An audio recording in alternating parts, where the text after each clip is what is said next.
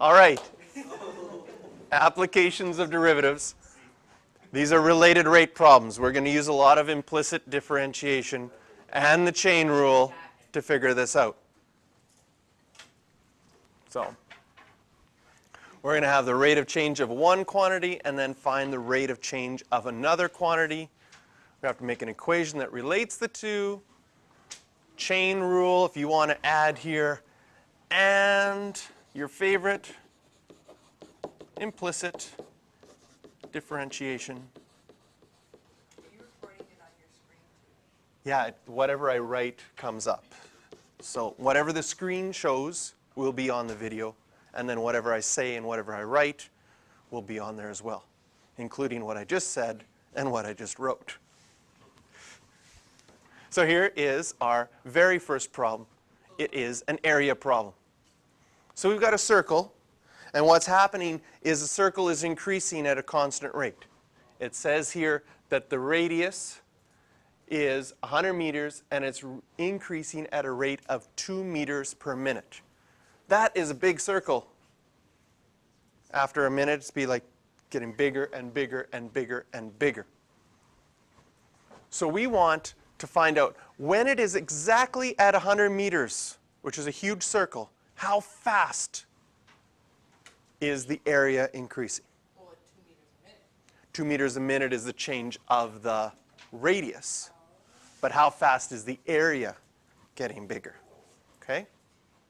So if we imagine something like an explosion going out at a rate, how much destruction is happening at that time would be, you like this kind of math. Ooh, do we get to blow something up? No.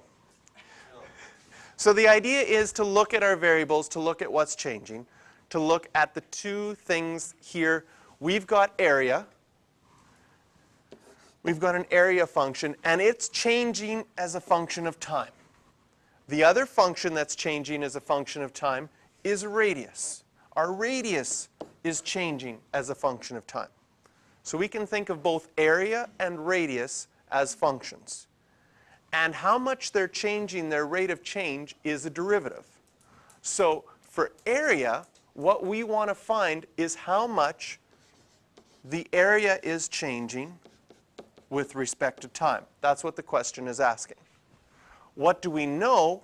We know that the radius is changing at 2 meters per minute.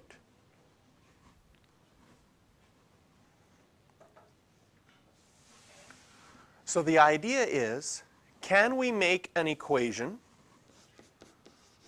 based on the information that we have that relates area to radius with a circle? Yes. What is the equation of a circle? Area of a circle? Pi r squared.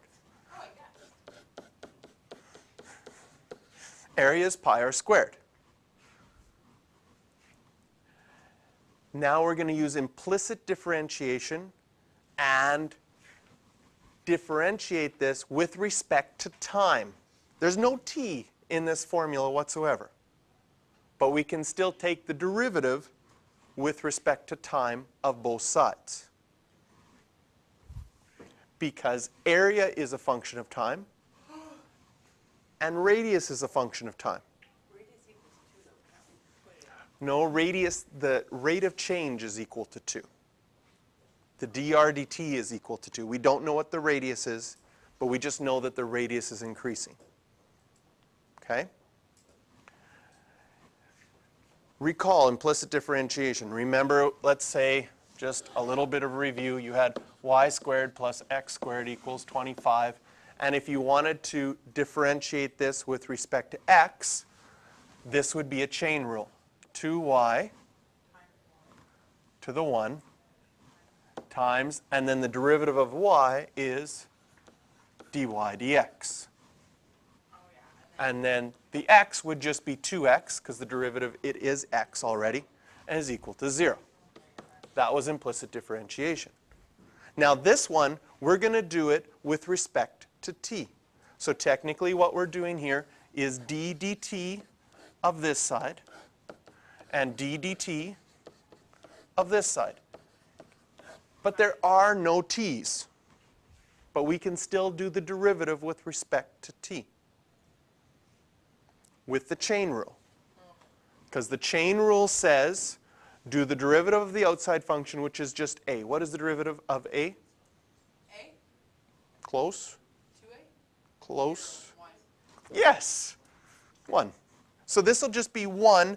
And then chain rule, what's the derivative of a with respect to t?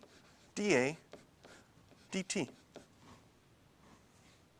Because a is a function of t. So what would happen is there would be some function. We don't know what it is, but we can still do implicit differentiation of it. Now when we go here, pi r squared, when you do the derivative of pi r squared, you would see the 2, right? The 2 would come out in front. You get 2 pi r to the 1. And then chain rule, what's the derivative of r? dr dt.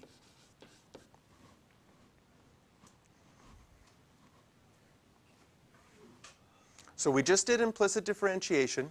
We look back to what we had at the beginning. This is what we want to find.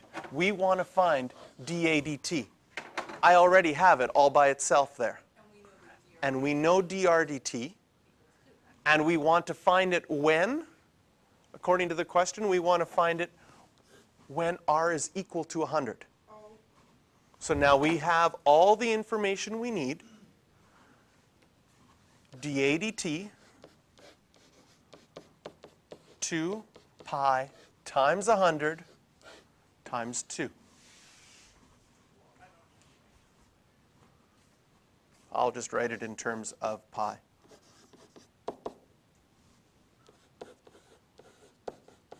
And as far as units go, area is measured in meters squared, and time, was it seconds? Oh, it was minutes in this one, right? It was measured in minutes.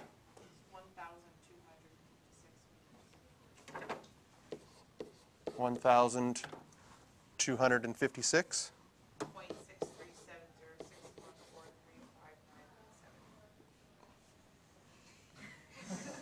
0.6? Yeah. All right. Meters squared per minute.